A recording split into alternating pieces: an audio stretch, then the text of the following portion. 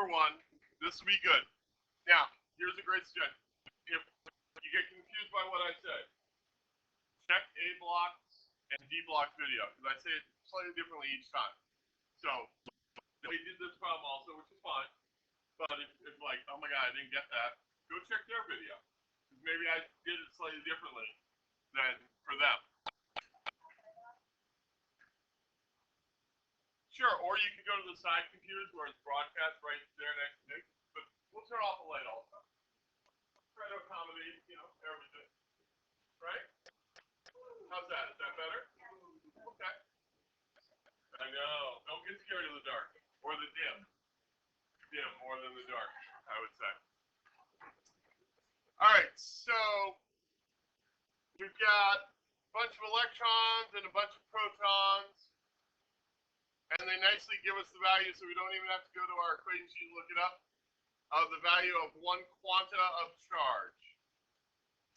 So let's see. We need to show our understanding of electrons and protons in our Y, and what's true about the two of them. So can anyone tell me something they know about either electrons or protons? Okay.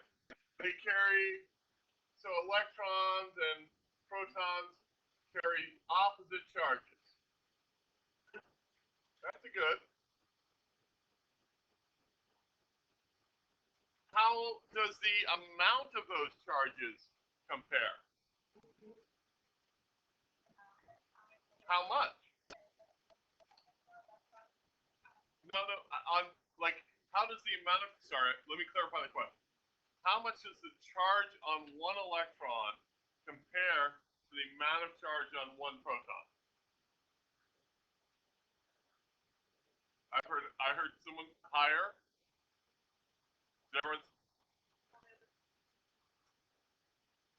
So how does the amount of charge on each one compare? Janet, what do you think?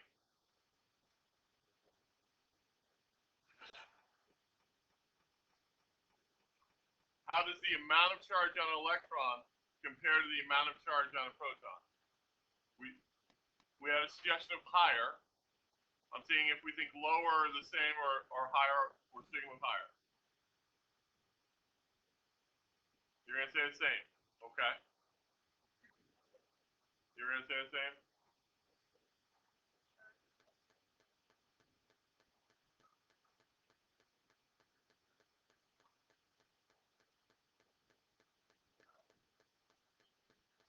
Ah, that was a wonderful answer. I don't know if you guys heard, but what she said was that the electron, I'm going to kind of surmise, the electron and the proton carry the same amount of charge,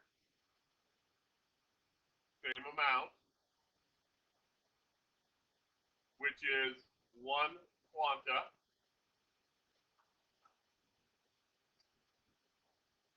So they carry opposite charges, but the same amount, and it's actually that whole idea of charge is quantized, or with the charge quantization. Great word. All right. So they carry opposite types of charges, blue and red, black and white, whatever, but they have the same amount, 1 quanta on each one. So I think that shows everything. I think that's probably enough for the Y on that one. So back to our problem. They want to know the total amount of charge on the system. So we could look at it as say, okay, well, we've got this many electrons, and they're gonna bring this much charge, and it's gonna be a negative green type of charge. And we have this many protons, they're gonna bring this amount of charge, and it's gonna be yellow because it's positive charge. And add those all together, right? That's how you find totals. You add things up. But we know, so we know that if a proton has the same amount but opposite charges, it kind of cancels out an electron which has the same amount but opposite charge. So we could say, well, let's just look at the difference. You know. And so which one do we have more of? The electrons. There's more electrons. In fact, there are 23 more electrons. So electrons 1 through 36 get paired up with a proton. They're all happy. They're not going to add to our total charge. But those 23 electrons that don't have partners are all going to dance in the middle in one big circle, and they're going to contribute to our total charge. So that's the way I would approach it because it's less math. Or should we? Or do you guys want to do it? I haven't done it in the other classes the other way, looking at all the individual charges. Which way do you guys want to do it? Just looking at the imbalance. All right. So that imbalance, I said that there were 23, I think, electrons. Right? Let's see. 59 minus 36, yeah. And so each electron carries a charge of 1.602 times 10 to the minus 19 coulombs. I think they gave you the number 1.60. So if I take 23 and I multiply it by that in a negative format, I would get my answer. Am I correct that you guys can, I don't need to do the arithmetic, right? Okay. That's actually a good point. You know, I'm going to get a negative answer here because I have excess electrons. If I give a positive answer, it's wrong. So that could be. I know one of the other blocks, as soon as I mentioned that, there was about 5 people around the room that went, oh. So I'm thinking that's a common mistake. Did you have excess electrons or protons? So did you give a negative answer? Okay. Okay. Oh, and you didn't have, you did the total electrons. Okay. Well, you want to go and do the difference. That'll be. All right. Any other? All right. So we're gonna do number 5 here. You've got a fixed point charge. What's that little n mean in front of the unit of coulombs? What does the lowercase n mean in front of the unit coulomb? Nano. Nano. And nano, I find, is one of the easier ones to remember because it begins with the letter, its symbol is the letter N. The name begins with the letter N, and then it stands for negative, which begins with the letter N, and the number 9, which begins with the letter N. So it's so it's nano, which is negative 9. So that's what some Pico and things like that are. I don't have a clever one for it. Nano, I do. So, and notice that the charge is negative, right? So what does that mean about this electron? Is it going to be attracted to that charge or repulsed by that charge? Repulsed. So I would start off my Y with that. Electron is repulsed. And then in this one, I actually used a diagram for a bunch of it. They want us to place it for the electrical force, which is another way to say electrostatic force, acting on it will be exactly opposite its weight. So, what do we know about any object's weight? It's another name for the force of gravity, right? Which direction does the weight or the force of gravity always point? Down, right? And by down, of course, we mean towards the center of the Earth, but down. So I've got my fixed charge right here, and that's negative Q, whatever it is.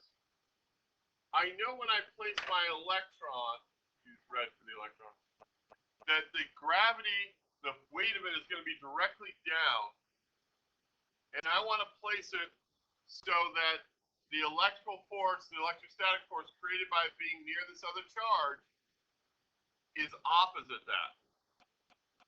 So, where do you think, give me a suggestion of where to place the electron, and we'll try it out with forces, see if it's the right place or not.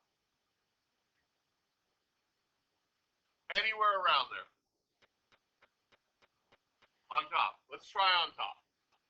Okay, so here's my electron.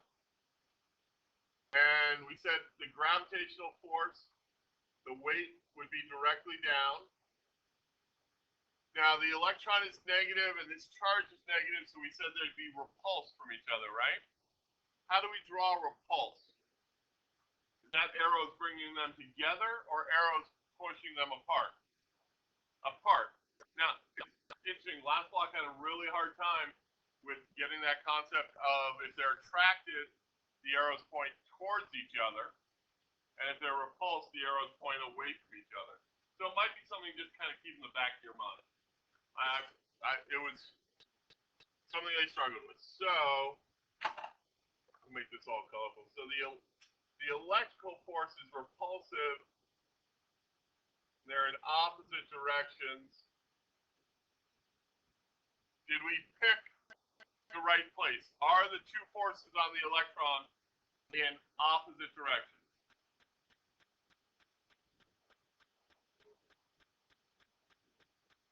I heard no. How would you describe what directions they're in? They're conflicting? What do you mean by conflicting?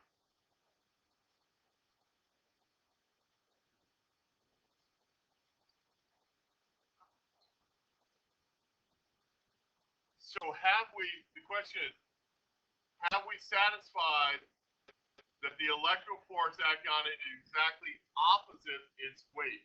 Have we satisfied that the gravitational force and the electrical force are in opposite directions? And the answer was no. And the answer should be yes. Up and down are opposite directions. I'm not feeling a lot of class participation except for some wonderful individuals who are doing it all. Yes? Because I don't want to move on, if we're not understanding that up and down are opposite directions. Because if we don't get that, we got to go back and define a lot of things, like right and left.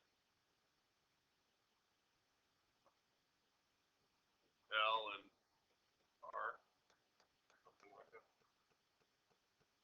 Good. Okay. So,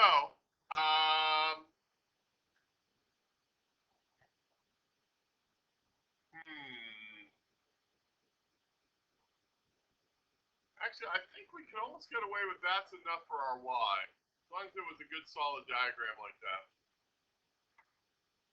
There could be stuff in there, you can talk about how the electrical, well, you probably should, that the force electrical is created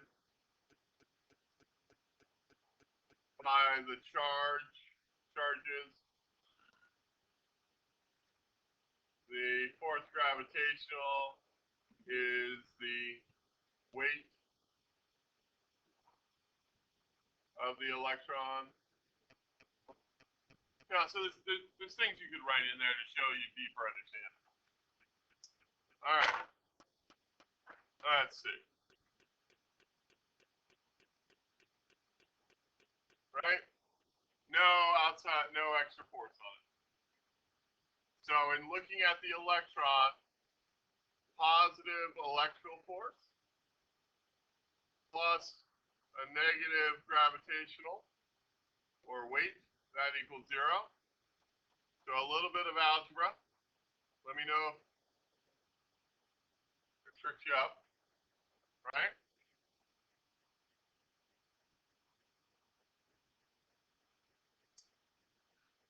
And, so then I can just grab equations for my equation sheet.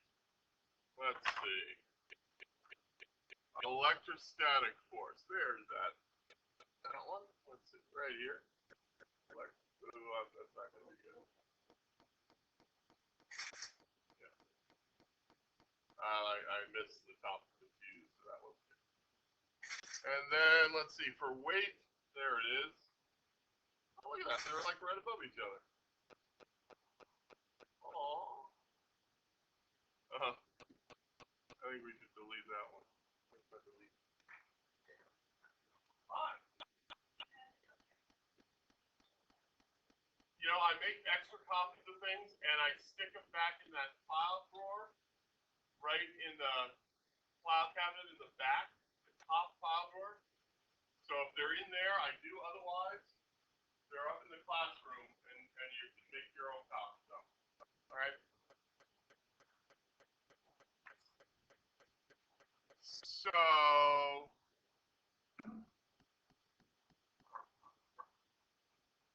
K, Q1, Q2. Oh, we didn't label. What do you want to call this distance between them? X? Even though it's in the Y direction? We can. I'd prefer to call it Y. Thank you. Right? Oh, wait a minute. Now it's algebra. Not even algebra. Right? Oh, we do have to do a little algebra. So should we substitute in? Where did I get what? I got it from the equation, which I copied from my equation sheet. I'm sorry. I'll try to do better with my handwriting. I will. I don't want to cause confusion. All right. So now it's just plugging in the numbers, right? Because you know K, you know the two Q's they're given to you. We're looking for R. You know M, it's given to you. And how do you know G? Yeah, because we're assuming this is taking place on Earth, right? So little g would be our value for that. So Jay, I'll give you a minute to work on it, because I'd like to see you to try it. It's a lot easier.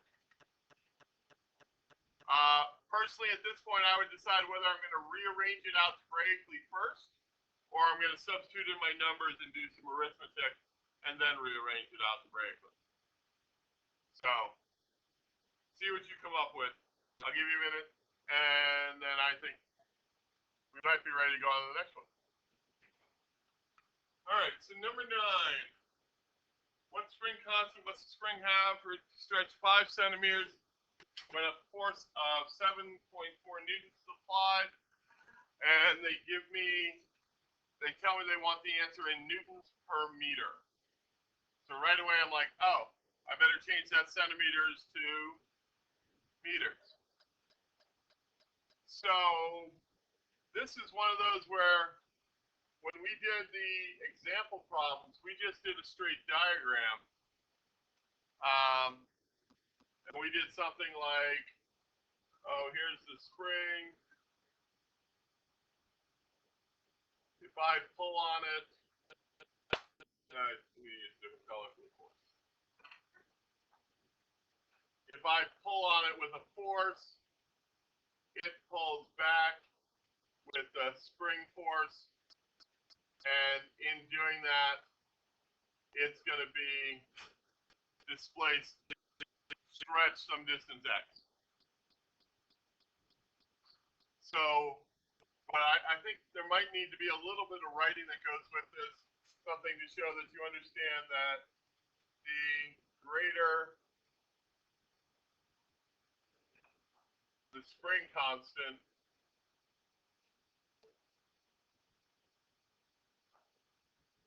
the stiffer the spring. So something like more force for say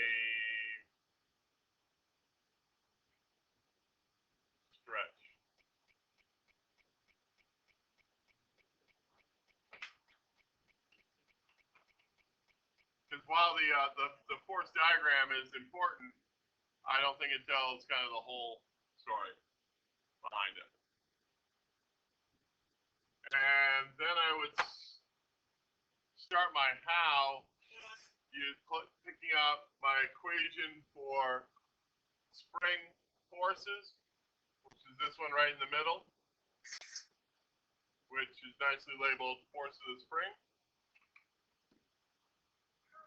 What does that negative sign in the equation tell us? The direction.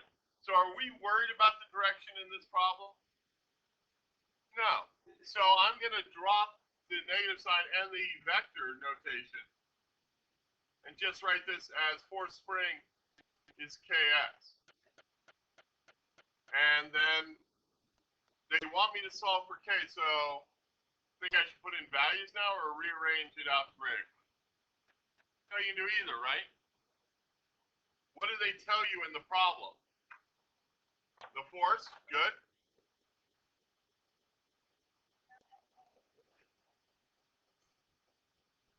I didn't think they told us K. I thought they told us X. And then they wanted us to find K. Oh, so you got it, right? One equation, you know, 2 out of the 3 variables. You can find the third. I am confident. What was the first suggestion? What's the first thing I said about the problem? My guess is, did you do that? She said that my first suggestion on the problem was, they gave me my X in centimeters, but they want my answer in newtons per meter. I better convert to meters.